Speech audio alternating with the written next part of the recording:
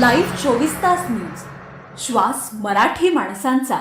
शिवाजी विकास सेवा सहकारी संस्था मर्यादित सोनाळे तालुका कागद या संस्थेच्या 75व्या अमृत महोत्सवी कार्यक्रमाच्या निमित्ताने सभासदांना भेटवस्तू प्रदान कार्यक्रम, विविध मान्यवरांचा सत्कार अशा सगळ्या कार्यक्रमाचे संयुक्त अध्यक्ष आपल्या सर्वांचे लाडके नेते आदरणीय माजी खासदार संजय दादा मॅट्रिक साहेब.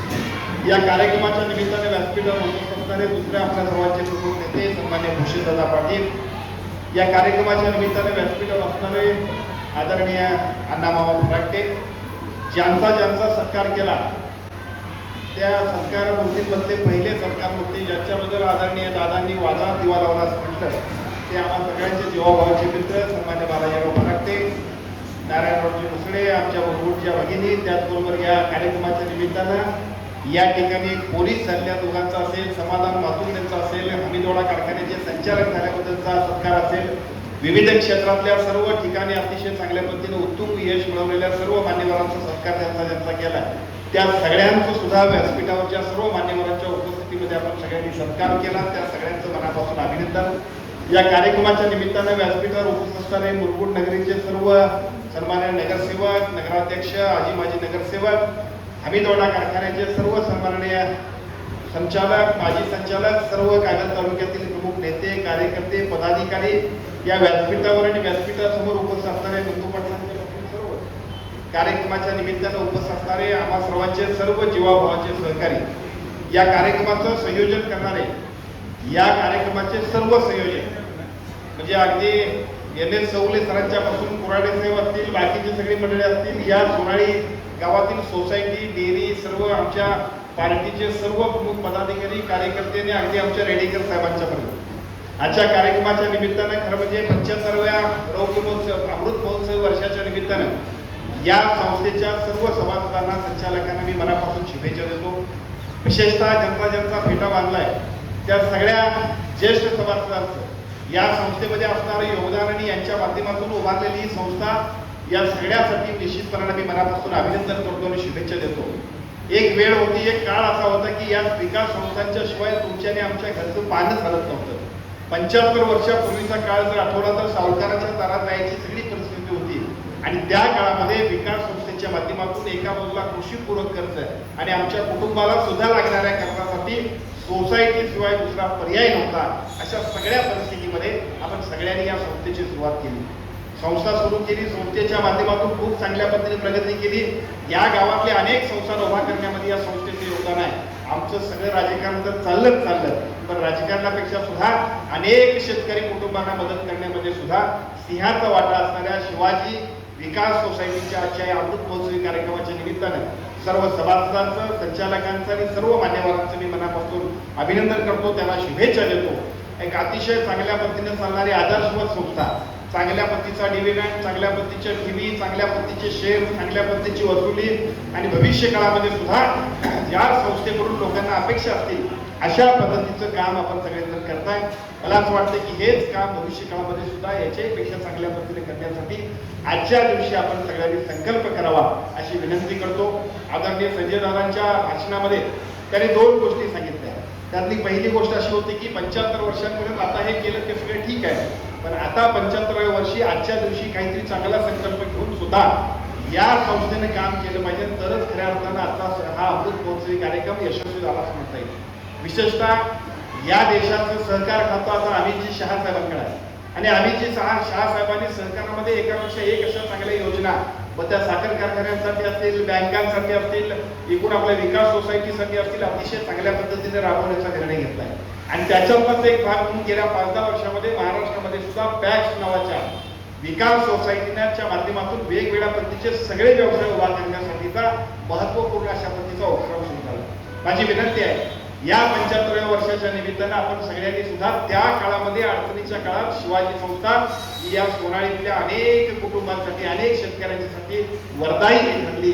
भविष्य काळामध्ये पॅक्स सारखी अतिशय चांगल्या पद्धतीचे युनिट उभा करून सर्व योजना, सर्व नवनवीन अशा पद्धतीच्या कल्पना सुद्धा आपल्या सगळ्यांच्या माध्यमातून करण्याचा संकल्प आपण सगळ्यांनी करावा आणि एक चांगल्या पद्धतीचा संकल्प पूर्ण करण्यासाठी भविष्य काळामध्ये सुद्धा याच्याही पेक्षा गतिमान काम करावं अशा पद्धतीची विनंती, अशा पद्धतीची अपेक्षा आजच्या कार्यक्रमाच्या निमित्तानं करतो.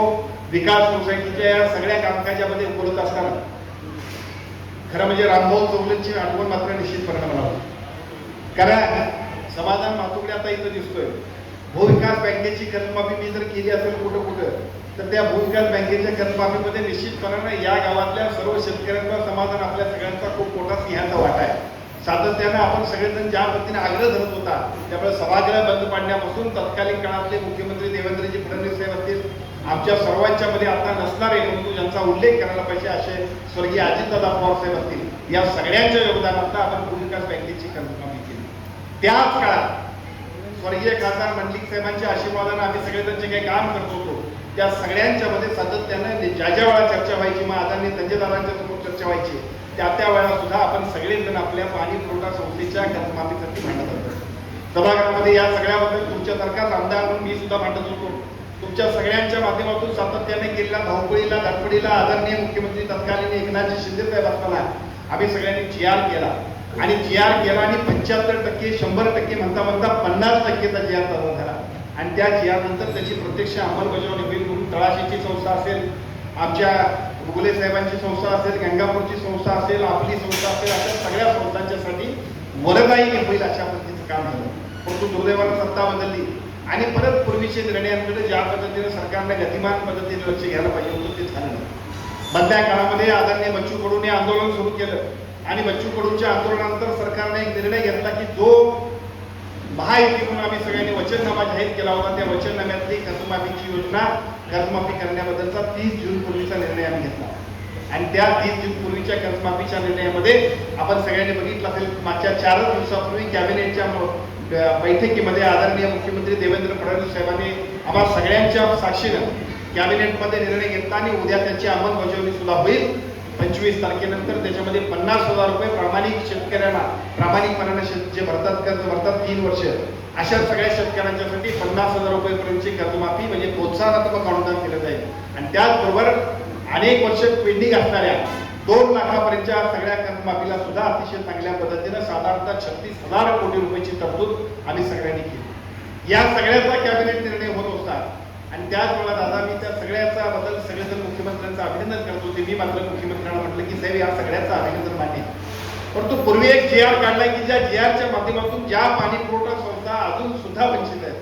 कारण मला आठवते तत्कालीन काळामध्ये ज्यावेळेला देवेंद्र फडणवीस साहेब 2014ला मुख्यमंत्री झाले त्यावेळेपासून मी प्रयत्न करतोय आणि म्हटलं साहेब GR झाला तरी त्याची अंमलबजावणी झाली नाही. मला असं वाटतं की या सगळ्यामुळे एका बाजूला त्या पाणी पुरवठा संस्था, दुसऱ्या बाजूला बँका आणि त्याच्याही पेक्षा त्या पाणी पुरवठा संस्थेमध्ये असणाऱ्या शेतकऱ्यांना कुठल्याच कर्जमाफीचा लाभ मिळत नाही. त्यामुळे या सगळ्यासाठी आपण निर्णय घेतला पाहिजे. मी आग्रह धरला आणि मी आपल्या सर्वांना सांगतो की त्याच मीटिंगमध्ये या सगळ्या एकूण कामकाजामध्ये पहिल्या टप्प्यात हे होईल आणि त्यानंतर या पाणी पुरवठा संस्थांच्या बद्दल सुद्धा आपण निर्णय घेऊ अशा पद्धतीची आम्हा सर्वांना आश्वासन आदरणीय मुख्यमंत्र्यांनी दिलं. खरं म्हणजे हे सांगायचं कारण एवढंच की मधल्या टप्प्यामध्ये रामभाऊ आजारी होते आणि आजारी होते म्हटल्यानंतर एका कार्यक्रमाच्या निमित्ताने मी आलो होतो, त्यावेळेला सुद्धा घरात भेटायला गेलो तेव्हा सुद्धा कर्जमाफीच म्हणत होते. मी त्यांना म्हटलं काही काळजी करू नका, आदरणीय स्वर्गीय मंडलिक साहेबांचा चेला मी सुद्धा आहे, हे सगळं मी करणार असं सांगितलं होतं. मला असं वाटतं की निश्चितपणे ती करण्याची जबाबदारी सुद्धा आजच्या विकास सोसायटीच्या या कार्यक्रमाच्या निमित्तानं आपण सगळ्यांना घेऊन पुढे जाऊया अशा पद्धतीची विनंती करतो. या कार्यक्रमाला येत असताना आमच्या सगळ्यांच्या मनामध्ये 2 गोष्टींची भावना आहे. एका बाजूला स्वर्गीय खासदार मंडलिक साहेबांनी बांधलेली प्रचंड ताकदीची, शक्तीची, ईर्ष्येची पार्टी म्हणून कुठं आपण बघायचं असेल तर आम्ही सगळ्यांनी कागद सोनाळीला यावं आणि दुसऱ्या बाजूला संजय दादांना ताकदीनं साथ देणारं जर का संघटन कुठं असेल तर ते फक्त आणि फक्त आमच्या सोनाळीमध्ये आहे आणि त्यामुळे साहजिकच या कार्यक्रमाला येणं तुम्हाला सगळ्यांना ज्या ज्या सूचना आपण केल्या असतील त्याच्यासाठी जेवढं शक्य होईल तेवढं काम करून मदत करण्यासाठी सुद्धा तुम्हाला सर्वांचा सहकारी म्हणून या जिल्ह्याचा पालकमंत्री मी जरी असलो तरी स्वर्गीय खासदार मंडलिक साहेबांचा आपल्या सगळ्यांच्या सारखाच एक लढवय्या सैनिक आहे. त्यामुळे निश्चितपणे आपल्या सगळ्या ज्या ज्या मागण्या असतील त्या सगळ्या मागण्यांसाठी जितका मदत करता येईल तेवढं करण्याचा शब्द सुद्धा आजच्या कार्यक्रमाच्या निमित्तानं आदरणीय संजय दादांनी आम्ही देतो. कारण म्हणजे मगाशी आपण सगळ्यांनी सांगितलं आणि विशेषतः दादांनी सुद्धा सांगितलं की इथं आमचे बालाजी फराटे आहेत की ज्या बालाजी फराटेंनी वादळात दिवा लावला. आपल्या पार्टीचा सगळाच एकूण वादळात दिवा आहे म्हणावं की हरकत नाही. साहेबांच्या राजकारणापासून तुमच्या आमच्या सगळ्या राजकारणामध्ये सुद्धा वादळात दिवा लावायचं धाडस करून करत असतील तर स्वर्गीय खासदार मंडलिक साहेबांचे कार्यकर्ते करतात. त्यामुळे साहजिकच एक बालाजी नाही कालच्या जिल्हा परिषद पंचायत समितीला ठीक आहे, सुरुवात होती थोडीशी एकूणच बेरीज वजाबाकी, लोकांच्या मनामधला संभ्रम होता, त्यामुळे आयत्या वेळेला आपण निवडणुकीला सामोरं गेलो होतो. तर पुढे मात्र या सगळ्याला भेदून मंडलिक पार्टी आणि त्याच्या माध्यमातून शिवसेनेचं संघटन मजबूत करण्यासाठी आपण सगळेजण आदरणीय संजय दादांच्या नेतृत्वाखाली काम करूया. ज्या ज्या गोष्टी कराव्या लागतील त्या सगळ्या करण्यासाठी एका बाजूला दादा, दुसऱ्या बाजूला तुम्ही आणि आम्ही सगळेजण सातत्यानं कार्यरत राहूया, संघटित राहूया आणि अतिशय चांगल्या पद्धतीने उत्तुंग पद्धतीने या जिल्ह्याच्या राजकारणामध्ये सुद्धा कागलचा जो महत्वपूर्ण असा मोलाचा वाटा असतोय त्याच पद्धतीचं काम भविष्य काळामध्ये करण्यासाठी सुद्धा आपण सगळेजण पुढे जाऊया अशा पद्धतीची विनंती करतो. कार्यक्रमाच्या निमित्तानं मी या तमाम सगळ्या सोनाळी वासियांना मनापासून शुभेच्छा देतो. आपल्या सगळ्यांनी सुचवलेल्या वेगवेगळ्या सगळ्या सूचनांसाठी, आपण सांगितलेल्या सगळ्या विकास कामासाठी सुद्धा आम्ही सगळे मंडळी प्रयत्नशील राहू, निश्चितपणे आपल्या सगळ्यांच्या प्रगतीसाठी सातत्याने कार्यरत राहू एवढा आजच्या कार्यक्रमाच्या निमित्तानं सांगतो. सगळ्यांना मनापासून शुभेच्छा देतो. बऱ्याच वर्षानंतर रेडेकर साहेबांचं आम्ही भाषण ऐकलं. रेडेकर साहेब, मी पंचायत समितीला निवडून आलो त्यावेळेला आमचे ओएस होते आणि ते बोलायचे त्यावेळेला असेच शिष्ट असायचे. मग आम्ही पहिल्यांदा चिडायचो आणि आम्ही म्हणायचं हा माणूस कोण? ते म्हणायचं मंडलिक साहेबांचा यांचा सासरा, मंडलिक साहेबांचा पण मंडलिक साहेबांचं म्हटलं तर माणसं बघतेली सुद्धा असायची. आणि त्या काळापासून बापूसाहेब शेगवेंचं काम असेल, या गावातल्या सगळ्या पार्टीचं काम असेल, आदरणीय स्वर्गीय मंडलिक साहेबांवर असणारा प्रत्येक माणसाचा जीव असेल आणि साहेब सुद्धा जीवाला जेवून आपल्या प्रत्येक कार्यकर्त्याला जपण्याची भावना असेल. त्यामुळे आपल्या सगळ्यांचं जे नातं आहे ते असंच अधोरेखित ठेवूया, अशाच पद्धतीने अखंडित ठेवूया. भविष्य काळातल्या राजकारणामध्ये या विकास सोसायटीचं, दूध संस्थेचं, भविष्य काळातल्या सगळ्या राजकारणाची सुद्धा संघटन कागल सोनाळी सारखं संपूर्ण जिल्ह्यामध्ये करण्याचा सुद्धा संकल्प आजच्या विकास सोसायटीच्या निमित्तानं आपण सगळेजण करूया एवढी विनंती करतो. सगळ्यांना शुभेच्छा देतो आणि माझं मनोगत थांबवतो. जय हिंद, जय महाराष्ट्र.